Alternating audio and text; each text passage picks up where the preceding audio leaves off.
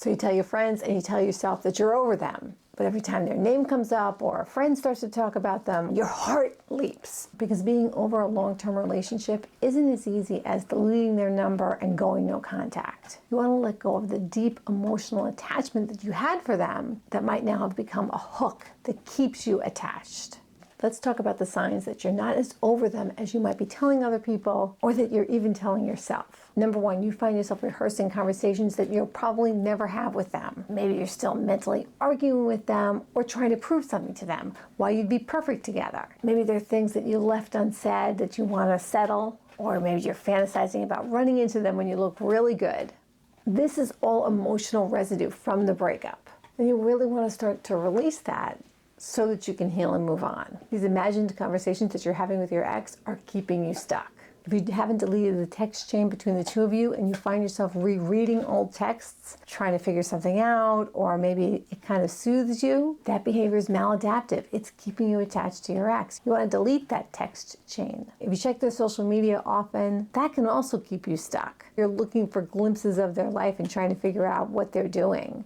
Or if you feel terrible if they haven't posted in a while, again, that's creating an emotional upheaval for you. If it's been a while and you think that you should be ready to date again, and you're swiping on apps, or you're going out and meeting people, friends are trying to set you up, but no one compares to your ex, you might be viewing them through sort of rose-colored glasses, seeing them in an idealized light, like the best they could ever be, and not allowing yourself to remember what didn't work in the relationship. You might be building your ex into an almost mythic creature, more than they were in the relationship and more than they could really offer you if you were actually together. If you're constantly comparing any possible new romantic partner to your ex, and no one ever measures up, you might be comparing them to a phantom. And if you often find yourself fantasizing that they're going to regret the breakup, that they're going to come crawling back and want to be back together again, that's also maladaptive, because it can keep you in the relationship even though you're no longer together. And that means you're not going to be able to let anybody new into your life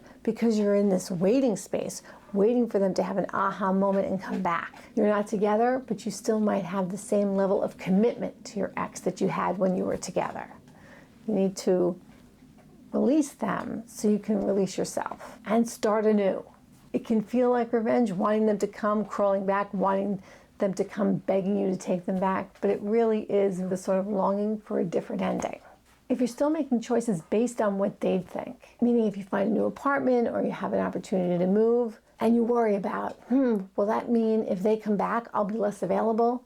What will they think if I live an hour away? If you're making choices based on your ex, you want to switch that up and remind yourself that they're no longer in your life and they don't have any part in any of your life decisions. If it's been months, if you've been broken up for a while and you keep telling your friends and acquaintances the story as if it's just happened, you really haven't processed this breakup. You're just memorizing the pain, and every time you tell the story, it's becoming more ingrained.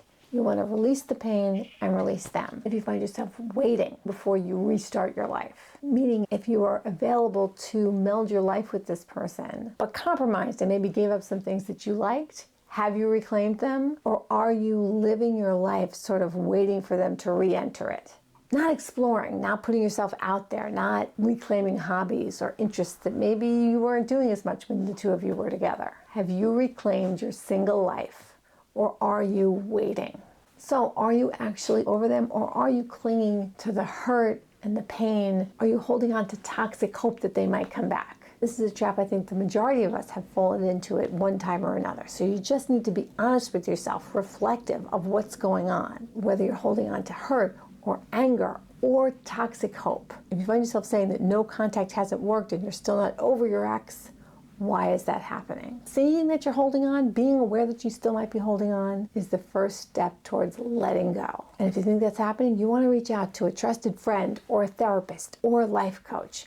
You want to seek out a group so that you can process your feelings, build your confidence, and move on.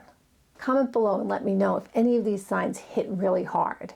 Have you been stuck in these places? Then if you want to download my Heartbreak Reset Checklist, it can help you to kickstart habits that can help you get past a heartbreak. Habits that will assist you in letting go of the past relationship and getting past all the hurt. I'm a licensed therapist and breakup and divorce recovery coach. I've been in practice for over 20 years. Let me know what you think in the comments below.